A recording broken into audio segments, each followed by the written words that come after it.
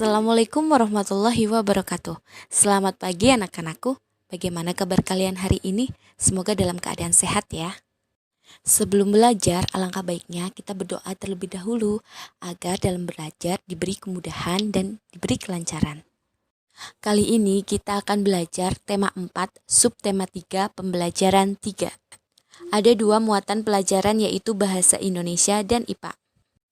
Kompetensi dasar bahasa Indonesia 3.2 menggali isi teks penjelasan eksplanasi ilmiah yang didengar dan dibaca. 4.2 menyajikan hasil penggalian informasi dari teks penjelasan eksplanasi ilmiah secara lisan, tulis, dan visual dengan menggunakan kosakata baku dan kalimat efektif. Kompetensi dasar IPA 3.6 menjelaskan cara menghasilkan, menyalurkan, dan menghemat energi listrik. 4.6 menyajikan karya tentang berbagai cara melakukan penghematan energi dan usulan sumber alternatif energi listrik. Baik anak-anakku, cermati teks eksplanasi berikut ini ya. Teknologi hijau di era globalisasi. Teknologi dan lingkungan merupakan 2 hal penting dalam kegiatan manusia. Pada era globalisasi ini, kedua hal tersebut menjadi perhatian dan pembicaraan masyarakat dunia karena saling terkait dan menentukan keberlangsungan hidup manusia. Disadari atau tidak, kita sering mengabaikan masalah lingkungan. Persoalan lingkungan akibat proses teknologi sudah menjadi masalah yang mendunia. Teknologi hijau adalah salah satu jawaban untuk permasalahan ini. Teknologi hijau yang harus dibicarakan saat ini adalah pembangkit listrik tenaga surya atau disingkat PLTS. Titik-titik ini nanti kalian isi ya. Mari kita lanjut untuk membaca kalimat berikutnya. Fakta membuktikan bahwa permasalahan lingkungan semakin lama semakin memburuk. Oleh sebab itu, harus dicari cara untuk mengatasinya. Salah satunya dengan mengembangkan teknologi yang ramah lingkungan. Nah, sekarang lengkapi teks eksplanasi tersebut sehingga menjadi satu teks yang utuh. Sebelum melengkapi teks tadi, mari kita ingat kembali ciri-ciri dari teks eksplanasi. Berikut adalah ciri-ciri dari teks eksplanasi. Untuk paragraf pertama, yaitu pernyataan umum dari topik masalah yang akan disajikan. Pada paragraf 2, itu biasanya deret penjelas, berisi fakta, pembuktian, proses dari masalah yang disajikan secara berurutan dan sistematis. Paragraf ketiga merupakan simpulan, pesan, atau kesan penulis tentang topik tersebut. Kalau kalian sudah melengkapi teks tadi, yuk kita cocokkan. Berikut adalah jawabannya. PLTS menggunakan energi tanpa batas yaitu cahaya matahari untuk menghasilkan listrik. Pembangkit listrik jenis ini tidak menimbulkan polusi, aman, dan biaya perawatan murah.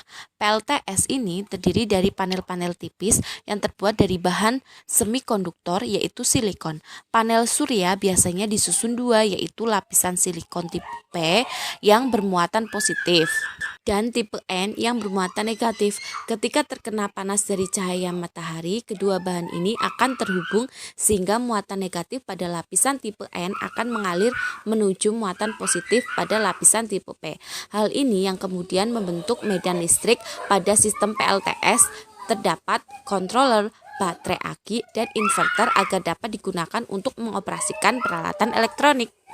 Nah, sekarang mengapa kita tidak mencoba untuk membuat kompor tenaga surya? Bukankah negara kita cukup merata limpahan sinar mataharinya? Meskipun tidak bisa menggantikan sepenuhnya energi minyak dan gas bumi, setidaknya bisa menghemat dan mengurangi konsumsi minyak atau gas. Nah, sekarang mari kita saksikan contoh pembuatan kompor tenaga surya.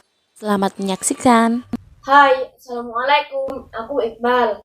Sekarang aku akan mempraktikkan cara membuat kompor sederhana tenaga surya. Berikut alat dan bahannya. Siapkan 2 buah kotak kardus dengan ukuran yang berbeda.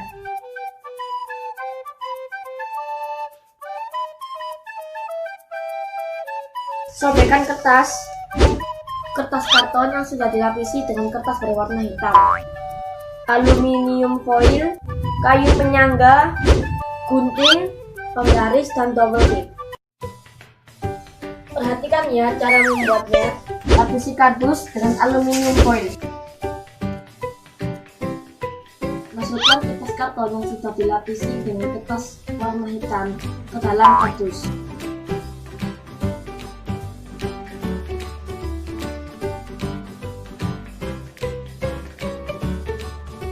Masukkan kardus yang telah dilapisi oleh aluminium foil ke dalam kardus yang berukuran lebih besar.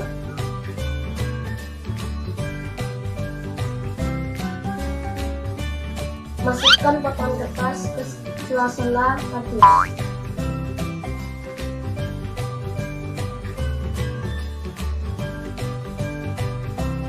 Saya akan mencoba dengan melelehkan mentega.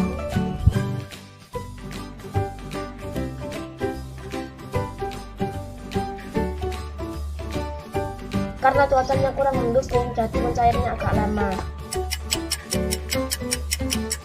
Setelah menunggu sekitar 5 menit, menteganya sudah mulai mencair.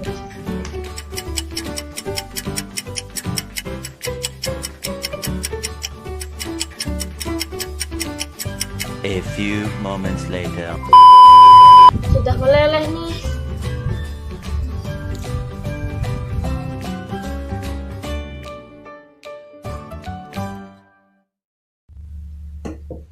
Terima kasih sudah menonton. Selamat mencoba. Wassalamualaikum warahmatullahi wabarakatuh. Baik anak-anakku, untuk kali ini pembelajarannya sampai di sini dulu ya. Selamat belajar dan tetap semangat. Wassalamualaikum warahmatullahi wabarakatuh.